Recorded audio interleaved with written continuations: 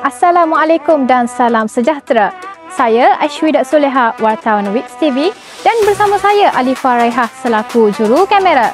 Pada hari ini, 7 Disember 2025, Sekolah Menengah Kebangsaan Agama Wataniah telah mengadakan aktiviti Explorers Bahasa Arab bagi pelajar tingkatan 2 yang dianjurkan oleh Penitia Bahasa Arab. Jom kita saksikan. Langit biru terbentang luas, di ufuk timur mentari jelas, di jalan pasir jejak terukir, jelajah dunia, mimpi terpikir. Bumi ini penuh cerita, setiap sudut warna yang nyata.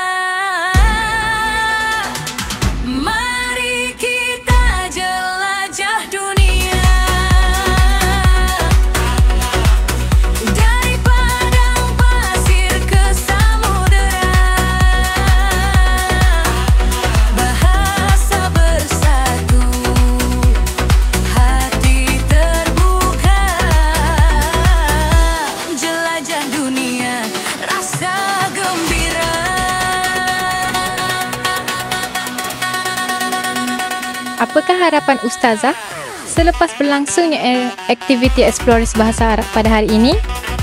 Okay, sebelum tu terima kasih Ustazah ucapkan. Aktiviti ini dalam bahasa Arabnya kita sebut sebagai lu'bah lughawi, iaitu permainan bahasa. Yang Ustazah tengok walaupun kita nampak sebagai permainan, infak kepada pelajarnya, infak dia, pelajar dapat menguasai beberapa perkataan. Maknanya kita nak menarik minat pelajar supaya lebih tertarik lagi pada bahasa Arab, lebih minat dan lebih mencintai lagi bahasa Arab. Tak semestinya kita buat PDPC di dalam bilik darjah saja. Jadi Ustazah berharap walaupun dia tu kita tengok sebagai satu permainan, tapi dia akan memberi kesan pada pelajar, tidak banyak pun sedikit sebanyak akan mengingati beberapa patah perkataan.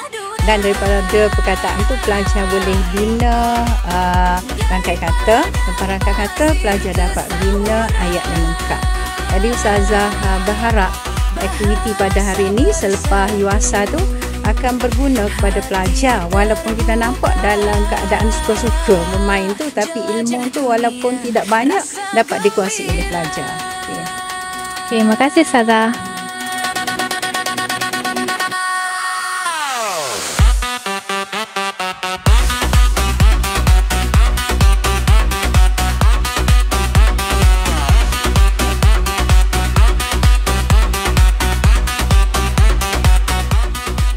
Alhamdulillah, maka tamatlah aktiviti Explorers Bahasa Arab bagi pelajar tingkatan 2 pada hari ini.